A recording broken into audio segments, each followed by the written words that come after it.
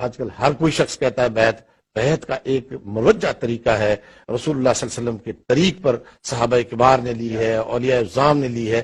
لیکن آج کل تو یہ عجیب سلسلہ ہے کہ جناب ٹی وی پر بیٹھ کے کوئی کہتا ہے کہ جی اجازت دے دو، جی ہاں جی، یہ اجازت ایک عجیب سی ہو گئی ہے۔ کیا اس کا تصور ہے، کیا اس کے بارے میں آپ فرماتے ہیں؟ علامہ صاحب، آپ مجھ سے بخوبی بہتر جانتے ہیں کہ بیعت جو ہے نا، یہ ایک معاہدہ ہے بیعت کا، اور آج کل وہ لوگ بیعت کر رہے ہیں جنہیں بیعت کا لفظ کا معنی نہیں آتا، اور یہ کس سینس میں، کس مفہوم میں، لغت میں ہے، اور پھر شریعت میں اس کا معنی کیا ہے۔ اور حضور علیہ الصلوۃ والسلام نے بیعت رضوان کے متعلق جو آیات ہیں اور جس کا ذکر قرآن مجید میں بھی ہے کہ ید اللہ فوق ایدیہم فمن نکث فانما ینکث علی نفسہ ومن اوفی بما عاہد علیہ اللہ فسیؤتیہ اجرا عظیما۔ یہ قرآن کی وضاحت ہے کہ معاہدہ ہے ہاتھ میں ہاتھ دے کر، جس طرح آپ ایک معاہدہ کرتے ہیں پنچایت میں، اس طرح بیٹھ کر یار سارے ہاتھ ملاؤ اس بات پر کہ ہم ایسا کریں گے، یہ ہے بیعت۔ اصل کس کا معنی یہ ہے۔ تو حضور نے صحابہ سے یہ بیعت لی تھی کہ اس بات پر فلاں فلاں پر، عورتوں کی بیعت لی تھی کہ وہ چوری نہیں کریں گی، زنا نہیں کریں گی وغیرہ، قرآن نے بھی اس میں ذکر کیا ہے۔ تو یہ ایک طریقہ ہے، لیکن اس کو ہم نے ثابت کرنے کے لیے جناب کہ یہ بیعت ضروری ہے، تو آپ کریں پیر بننے کے شوق میں کہ جو پیر جس خانقاہ میں پیدا ہوا وہ ضرور بیعت کرے۔ تو اس کے لیے حضرت پیر مہر علی شاہ صاحب نے اپنی کتاب میں آداب شیخ بھی لکھے ہیں کہ جو بیعت کر سکتا ہے، جس کو اجازت ہے، اس کے لیے عالم دین ہونا ضروری ہے۔ عالم دین ہونا، پھر جناب متقی جو ایک معیار ہے اللہ کے نزدیک، اس میں تو انبیاء ہی پورے اتر سکتے ہیں، اس تقوی کے مقام پر تو کوئی ہے، لیکن بہرحال اپنی طرف سے وہ گناہوں سے بچا ہو اور کم از کم عالم دین ہو، وہ بیعت کر سکتا ہے، جس کو دین کی کوئی سمجھ ہو، جو بات سمجھ سکتا ہو، کوئی بیان کر سکتا ہو، کوئی لکھ پڑھ سکتا ہو۔ اب ایک ان پڑھ آدمی جس کو دین کا پتہ ہی نہیں ہے، وہ کس بات پر بیعت کرے گا؟ یہ بیعت کوئی پیسے بٹورنے کے لیے تو نہیں ہوتی کہ آج کل تو جس طرح عام طور پر یہ ہوتا ہے کہ مرید جو ہیں وہ ان کو اپنے کیلے بھیج دیے جاتے ہیں، اور جو 10 آدمی لے آئے گا اس کو خلافت مل جائے گی، تو اس نے 10 آدمی گھسیٹ کر لے آیا۔ اب ظاہر ہے کہ جو ان پڑھ لوگ ہیں وہ کہتے ہیں ہم نے جی ان کے ہاتھ میں ہاتھ دیا ہے، یہ ہمارے پیر ہیں۔ اب یہ ان کو پتہ نہیں ہے کہ یہ پیر صاحب کو کچھ آتا جاتا بھی ہے کہ نہیں، دین بھی پڑھے ہوئے ہیں کہ نہیں، ان کو کچھ ان کے پاس علم بھی ہے یا نہیں۔ وہ کہتے ہیں اب جو وہ نذرانہ دیں گے، پیسے دیں گے، وہ پیر صاحب کو دیں گے۔ آج کل پیسہ بٹورنے کے لیے زیادہ مرید بنانے کی کوشش کی جاتی ہے تاکہ زیادہ سے زیادہ جو ظاہر مرید ہوگا وہ پیسے ان کو دے گا۔ تو اصل جو روح ہے تصوف کی وہ ختم ہو رہی ہے، پیسہ بٹورنے کا ایک طریقہ ہے۔ اللہ ماشاءاللہ کوئی دنیا میں ہو تو میں نہیں کہہ سکتا، اچھے لوگ بھی ہیں، لیکن کاملین مشائخ کا تصور تو ضروری ہے۔ یہ ان کا دیکھ رہے، یہ چیز ہی ان کی ہے، یہ چیز ہی ان کی ہے۔ ہم لوگ تو ویسے ہی ہیں، اصل تو چیز ان کی ہے۔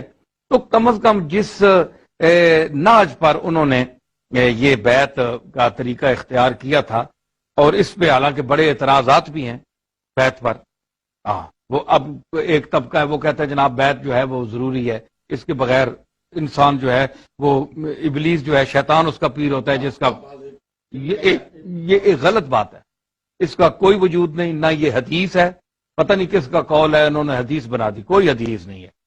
بات یہ ہے کہ ماشاءاللہ آپ صاحب علم ہیں، آپ یہ فرمائیں کہ اگر بیعت ایک سنت کا درجہ وہ رکھتی، ایک سنت یعنی عام جو مروجہ ہے، جس طرح سنت موقدہ کا درجہ رکھتی، یعنی ایک ہے کہ آپ نے حضور نے ایک کام کر دیا ہے، ایک نے تاکیدن کیا ہے، اگر وہ درجہ رکھتی سنت موقدہ کا، تو آپ مجھے، میں اکثر کہتا ہوں کہ آپ مجھے بتائیں امام ابو حنیفہ کا پیر کون ہے، امام شافعی کے پیر کا نام بتائیں، امام حنبل کے، امام مالک کے پیر کا نام بتائیں، امام بخاری، امام نسائی، ابن ماجہ، مسلم، ان کے پیروں کا نام بتائیں، تو ظاہر آپ کو کوئی پیر نہیں ملے گا، یہ کسی کے مرید نہیں۔ تو اگر یہ سنت موقدہ ہے پیر ہونا، مرید ہونا کسی کا، تو یہ جتنے امام ہیں ان کے جتنے مقلدین ہیں، تو ہم تارک سنت یعنی اماموں کے مقلد ہیں۔ آپ غور فرمائیں نا، کیا ہم تارک سنت اماموں کے امام ابو حنیفہ معاذ اللہ کوئی تارک سنت ہے؟ کیونکہ ان کا پیر ہی کوئی نہیں ہے. مجھے بتائیں کس کے مرید تھے وہ؟ امام شافعی کس کے مرید تھے؟ اچھا پھر آپ بتائیں یہ سیاہ ستہ ہیں، ان کے پیر کون ہیں؟ تو آپ تارک سنت جامعین حدیث کی کتابیں پڑھ رہے ہیں آپ. گویا یہ سنت موقدہ نہیں ہے. اگر کوئی کامل شیخ مل جائے جو نسبت رسول کے ساتھ اس کا تعلق ہو تو پھر اس کے ہاتھ پہ ہاتھ دیا جائے، ورنہ ایسا عام آدمی کے. اگر یہ آپ کہیں گے تو اب تک جن مسلمانوں نے بیعت کسی پیر کی نہیں کی، کیا وہ مسلمان نہیں ہیں؟ دار اسلام سے خارج ہو گئے؟ تو ایسے لوگوں کی بیعت نہ کرنا بہتر ہے کرنے سے نہ کرنا بہتر ہے جو جاہل ہیں، جن کو پتہ ہی نہیں، جو صرف ایک گدی پہ یا ایک درگاہ میں بیٹھ کر وہ بیعت کر دیتے ہیں اور ان کو نہ بیعت کا مفہوم پتہ ہے، نہ وہ کچھ دین کے متعلق بتا سکتے ہیں، نہ قرآنی تعلیمات ہیں، نہ علم ہے، نہ کچھ بتا سکتے ہیں، نہ کسی سوال کا جواب دے سکتے ہیں. تو وہ ان کو کیا حق حاصل ہے کہ وہ بیعت کریں؟ دیکھیں نا، بیعت کا مقصد تو فوت ہو گیا.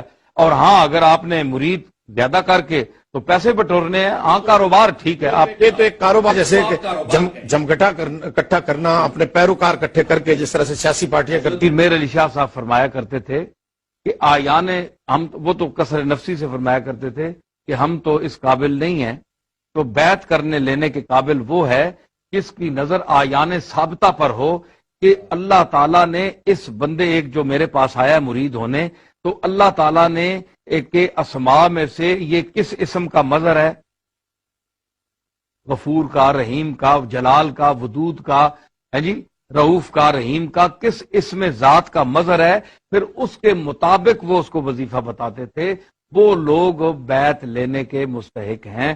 فرمایا کرتے تھے ہم تو ایک ان کے خادم بیٹھے ہوئے ہیں، ہم تو اس قابل نہیں ہیں. پیر میر علی شاہ صاحب، تو آپ بتائیں کہ وہ تو کثر نفسی سے فرماتے تھے. تو پیر میر علی شاہ صاحب نے جو ایک اسٹینڈرڈ جو بیان کیا ہے، معیار رکھا ہے، آپ دیکھیں اس پر تو کوئی لاکھوں میں کروڑوں میں سے ایک دو ہوں گے آدمی. تو یہ جو آج کل ایک وبا کی طرح یہ پیری پھیل گئی ہے، اور گھسیٹ کر ادھر سے پکڑ کے ادھر سے گھسیٹ کر ادھر آؤ جی ادھر آؤ جی ادھر آؤ، تو اس میں